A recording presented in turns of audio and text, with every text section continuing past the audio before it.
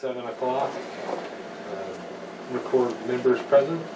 Shane Morris, Philip Kirkpatrick, Kyle Rhodes, Here. Robert Babcock, Here. Amanda Schroeder. Here. Board discussion and possible action on presentation of annual financial audit by S&B CPA. Somebody's here. I think I just changed. Yeah, the door That's me. just. That's all right. Another year has come and gone, and it's time to do this again, so I Right guess here, Shane. we'll start on Sorry. page 4. Page 4, you said? Yep, page 4. Kyle call the door. Oh, can or? He did. He's Okay. So this is the first of 2 opinion letters. The district reports the financial statements on a regulatory basis of accounting, which is required by the state of Oklahoma. The district uses a modified cash basis of accounting. Revenues are recorded when the funds are received, and the expenses are recorded when they're encumbered, when the board approves them.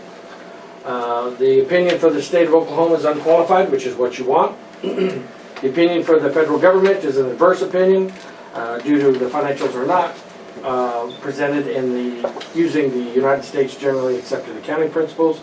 The financial statements are not presented on accrual basis, which means you record the revenues when they're awarded and the expenditures when they're incurred. Qualified because we do not show fixed assets. You don't do a tax return, there's no reason to put them on a deal. We buy the assets, we use them up, and then we sell them and we get some new ones.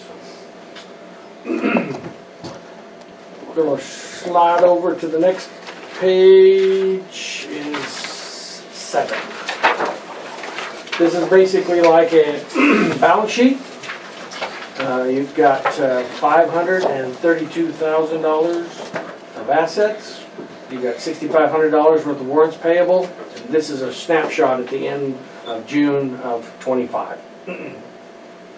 And your fund balance is $525, almost $26,000, which is a nice little retained, because you said, what, 1.3 is kind of your budget for the year? So Yes, that's sir. all right.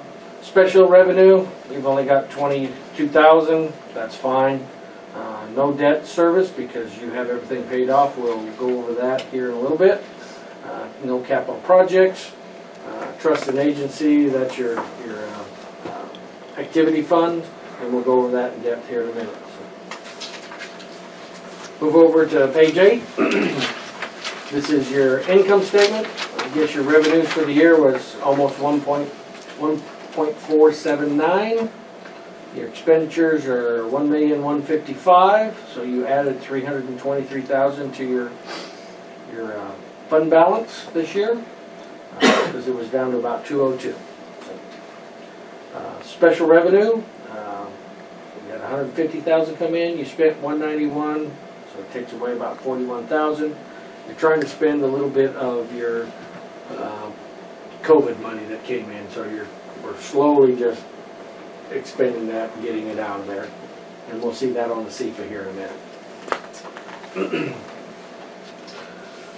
minute. Page 9 is Exhibit C, and this is your original budget versus your final budget versus your actual. And your original budget was your final budget, and you didn't have any. And then everything looked fine. I didn't see anything that bother you there. Page 10. This is your footnotes. If you haven't read those, you probably should. There's a lot of good information on there. It describes how the district's accounting policies, types of funds, description of fund types, basis of accounting, and the presentation and the budgets. When I say there's a lot of good information there, it's written by a bunch of accountants, actuaries, and lawyers. Mark your place. It's boring and you will fall asleep. It does a good job of taking care of insomnia for you. So, I'm going to move over to page 14.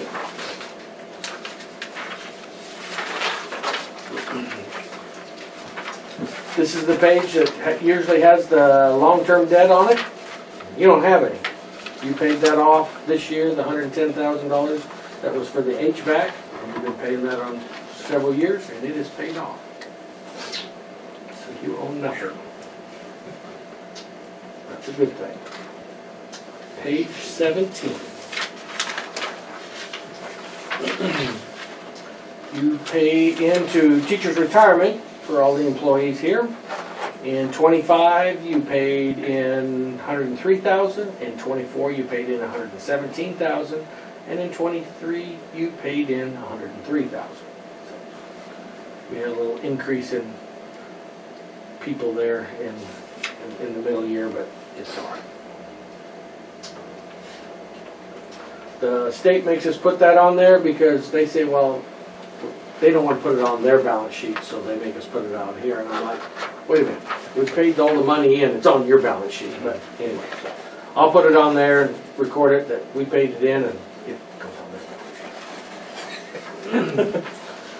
So next two pages, A1 and B1 and C1 are basically breakdowns of your special revenues. One's building fund, the other's child nutrition. Nothing exciting there in any way, shape, or form. And we get over to page 21. This is always the fun one. This is the activity fund.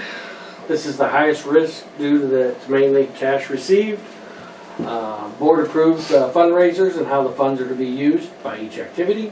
Sponsors must receipt the funds, turn into the custodian on a daily basis, request a PO before ordering the goods or services, and receive and sign an itemized invoice. Like I said, we hit this one really hard, just to make sure everybody's doing it right and doing it the way it needs to be done. We don't want to be on the 6 o'clock news saying we misuse the kids' funds. That wouldn't be good.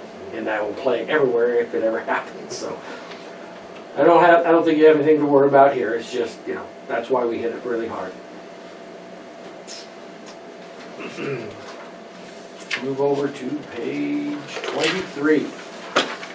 And this is your C figure, schedule of expenditures of federal programs awards. You had income receipts of 80,000, you spent 107, and you still got 30,000 to come in over the year. And this is where you'll see that we're trying to spend down some of that COVID money. We spent about 10,000 last year. They'd send it to us, and they just kept sending us money and sending us money and sending us money, and we had to figure out. But they only let you use it on certain things. It's not general fund where you can use it on anything.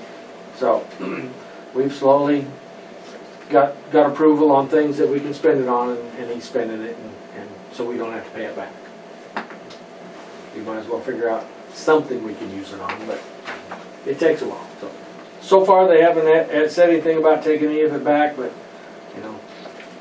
sometimes it's hard to find something. The emergency fund, I don't know what you'd use that on. Use for that. Get rid of that last 2,000. So on page 24, this is the second opinion letter on the internal control and the government auditing standards. This is where we examine everything else. You look at your payroll, your teacher's retirement, your board minutes, your leases. You don't have any, your bids, which you don't have any, POs and expenditures. And last but not least, page 26, which is where everybody wanted me to start in the first place. No reportable conditions were noted. And that would be for 2 years in a row.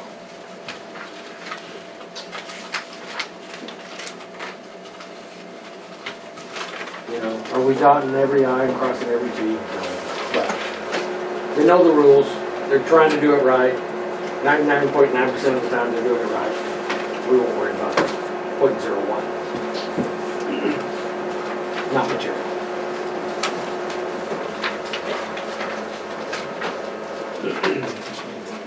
Yes, sir.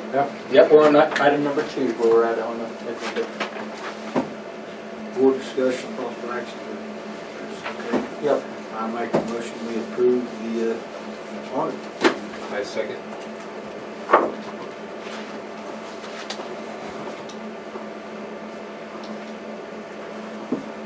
Rhodes, Yes. Babcock, Yes. Schroeder, Yes. Morris. Yes. No, after the deal, and We'll just do it on our sign and the then- form deal. And then he'll send it to me tomorrow. We won't hold you up any longer than we have to. We appreciate it. We enjoy doing your audit. Bryant and I spend a lot of time on the phone or emailing or texting back and forth, and sometimes on weekends, whenever. Yours is a small one, so I'll be honest. I kind of fit you in wherever I can fit you in, and some weeks we work a lot of hours, and the next week we won't work on it at all. So. And then Brian will be like, when are you going to get back on me? I know. I want this done. Yeah. Me too. Well, thank you. Yep, thank you. You guys take care. Holler if you need anything, right? Okay, sounds good. Thank you, sir. Be careful. All right, thank you, sir. All right, item 3 is consent agenda. Following items of a routine nature normally approved at board meetings will be approved by one vote unless any board member desires to have a separate vote on any or all of these items. Consent agenda consists of discussion, consideration, and approval of the following items A through E.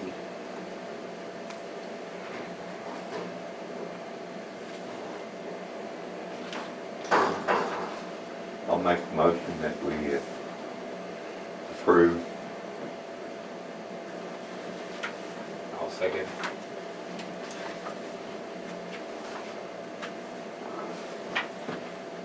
Rhodes, Yes. Babcock, Yes. Schroeder, Yes. Morris. Yes.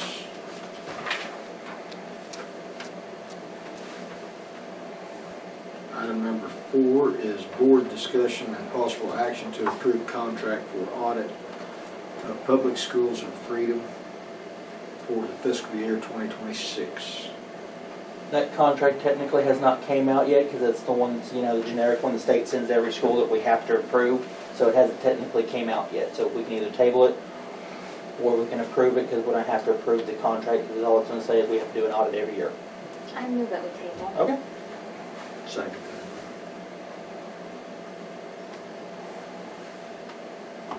Item 5 then is new business. The only new business I have is Miss Strell sent Miss Burgess a text today, going ahead and retiring effective May 16, 2026. She's still in the hospital. She's in rehab right now, trying to get strength back. She's supposed to have valve replacement done on March 11th. Nice. Yeah, all it is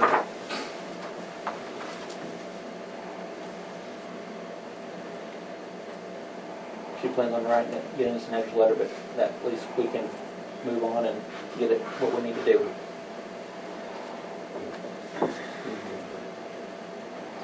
We need to accept it and vote on it, yes. Or do whatever you would like to do on it. Well, I move that we accept Ms. Charles' resignation. I'll second it.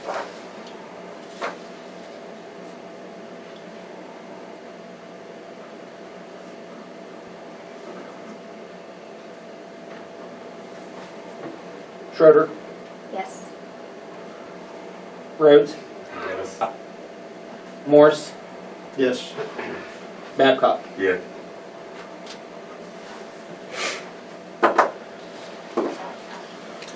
Oops, I guess you need that. That's fine. All right, we'll just sign any documents as